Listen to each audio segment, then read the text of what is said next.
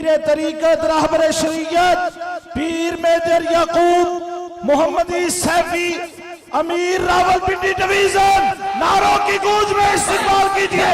या रसूल अल्लाह लब्बैक लब्बैक लब्बैक या रसूल अल्लाह लब्बैक लब्बैक लब्बैक या रसूल अल्लाह लब्बैक लब्बैक लब्बैक या रसूल अल्लाह लब्बैक लब्बैक लब्बैक या रसूल अल्लाह लब्बैक लब्बैक लब्बैक या रसूल अल्लाह लब्बैक लब्बैक लब्बैक या रसूल अल्लाह लब्बैक लब्बैक लब्बैक या रसूल अल्लाह लब्बैक लब्बैक लब्बैक या रसूल अल्लाह लब्बैक लब्बैक लब्बैक या रसूल अल्लाह लब्बैक लब्बैक लब्बैक या रसूल अल्लाह लब्बैक लब्बैक लब्बैक या रसूल अल्लाह लब्बैक लब्बैक लब्बैक या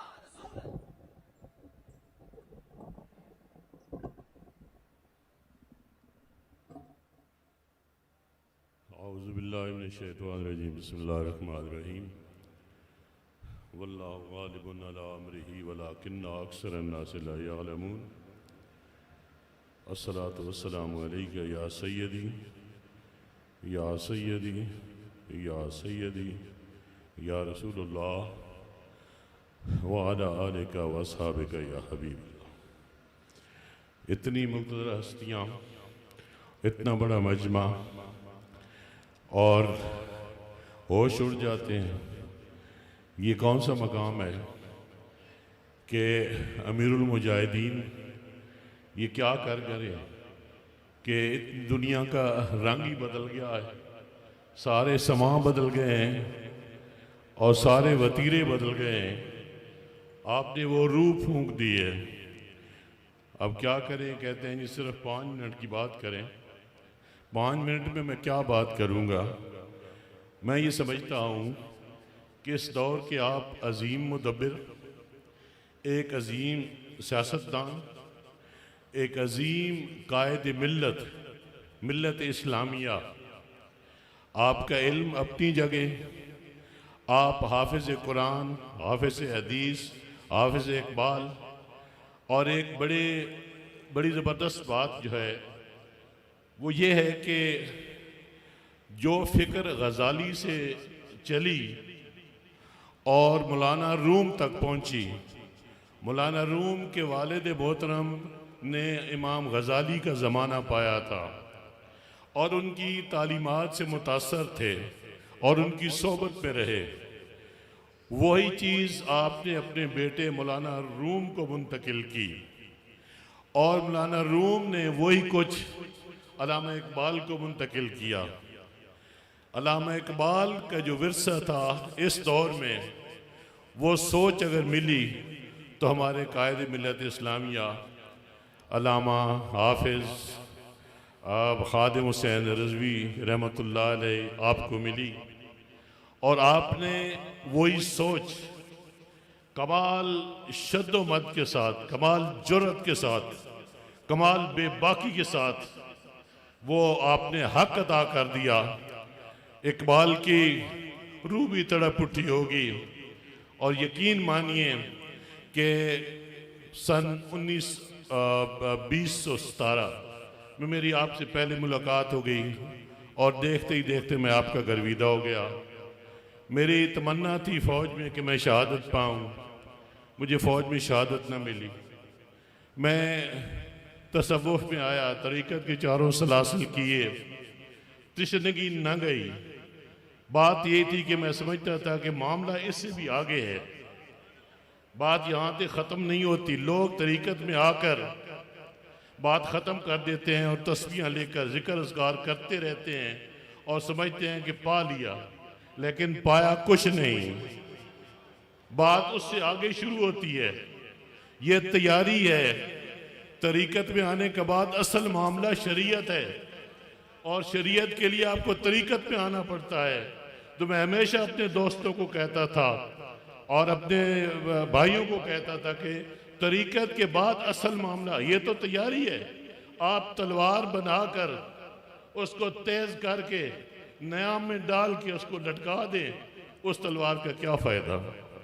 अगर आप तरीक़त में आकर आप रूहानियत हासिल करते हैं और फिर जाकर मस्जिद में या खानकाह में जाकर बैठ जाते हैं, तो आपने क्या कमाल किया?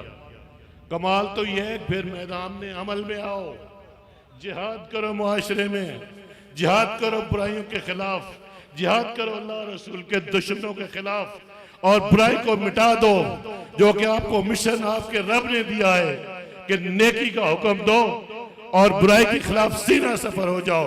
ये बात है। सूफी और मुजाहिद ये लाजिम व मलजूम है। जो सूफी है वो मुजाहिद है, जो मुजाहिद है वो सूफी है। अगर सूफी है और मुजाहिद नहीं तो फराड है, तो फराड है। सूफी है मुजाहिद नहीं है तो फराड है, और मुजाहिद है सूफी नहीं है फिर भी फराड है, फिर भी फराड है।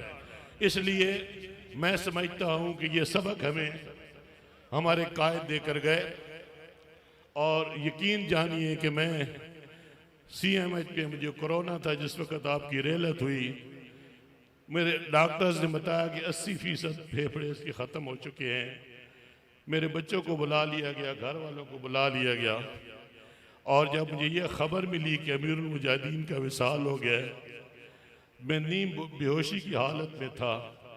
जो कुछ मेरे आसपास था मैंने सब कुछ तोड़ दिया, और मैं बेकरार होकर मैं दुआएं मांगी, या अल्लाह मेरी जान ले ले, अमीरुल मुजाहिदीन को बचा लो, उनको जिंदगी दे दो, मेरी तो मैं तो जाने वाला हूँ, मैं चला जाऊं, लेकिन आपको जिंदगी मिल जाए।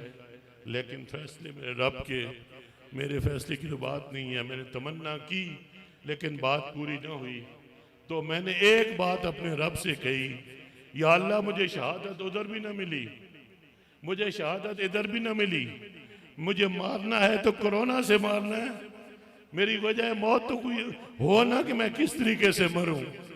अल्लाह पाक ने मुझे दोबारा जिंदगी दी, और अब मैं ये चाहता हूँ कि मैं इस रास्ते में अपने बच्चों के साथ, इन प्यारे बच्चों के साथ, इन भाइयों के साथ ये मेहनत करते हुए, ये काम करते हुए, शरीयत के नफाज के लिए, दीन के नफाज के लिए, और इन बदों के खिलाफ, इन जालिमों के खिलाफ, इन चोरों लुटेरों के खिलाफ, इन गासिबों के खिलाफ, नौसरबाजों के खिलाफ, बदमाशों के खिलाफ जिहाद करते करते मेरी जान चली जाए। इस मौके पे मैं अपने नौजवान कायद हजरत अल्लामा साद हुसैन रिजवी, यकीन जानिए मैं उन्हें यही कह रहा था कि शेर दे पुत्र शेर, और आपने आते ही हक अदा कर दिया है, और मेरे लूँ आपको दुआ देता है। इंशाअल्लाह हम अपने कायद के पीछे अपना दिन रात एक करेंगे, खून का आखिरी कतरा तक बहा देंगे, और पाकिस्तान में बात लंबी हो जाएगी, दोस्त नाराज हो जाएंगे। इस वक्त खिला जो है पाकिस्तान में, वो तहरीक लबैक पाकिस्तान पुर कर रही है। 72 साल की तिश्नगी उसको आप तहरीक लबैक पाकिस्तान पूरा कर रही है। बाएं बाजू भी गया सियासत में, दायां बाजू भी गया सियासत में, दीनी सियासी जमातें भी गई इस पाकिस्तान की सियासत से। अब सियासत करेगी तो तहरीक लबैक पाकिस्तान करेगी। आज 72 साल के बाद वो खिला आकर पुर किया है, तो तहरीक लबैक पाकिस्तान ने किया है। इंशाअल्लाह पाकिस्तान में इनकलाब तहरीक लबैक पाकिस्तान लाएगी। अल्लाह पाक से दुआ है कि अल्लाह पाक तहरीक को दिन दुगनी रात चुगनी तरक्की अता फरमाए, और मेरे प्यारे नौजवानों के जज्बे सलामत रहें। और उन शहदा की अगर बात न की जाए तो ज्यादती होगी कि जो 45 नौजवान हमारे शहीद हो गए हैं, हकीकत में उनके खून ने जिला बख्शी है इस तहरीक को। हमें इज्जत मिली है, हमें वकार मिला है, तो उन नौजवानों की शहादतों से मिला है। मुझे कितना दुख होता है कि पुलिस की शहादत की बात तो नौजवानों की शहादत की बात तो की जाए, लेकिन मेरे तहरीक के बच्चों की बात जो न करे, उससे बड़ा बेगैरत कोई नहीं है, उससे बड़ा बेईमान कोई नहीं है। जब भी पकते हैं तो कहते हैं पुलिस पे इन्होंने जुल्म किया, पुलिस पे ज्यादती की, जो बच्चे शहीद हुए हैं वो किसके बच्चे थे?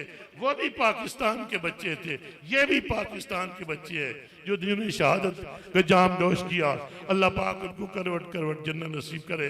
अल्लाह पाक आपका हामी नासिर हो। वमा अलैना इल्लल बलाग।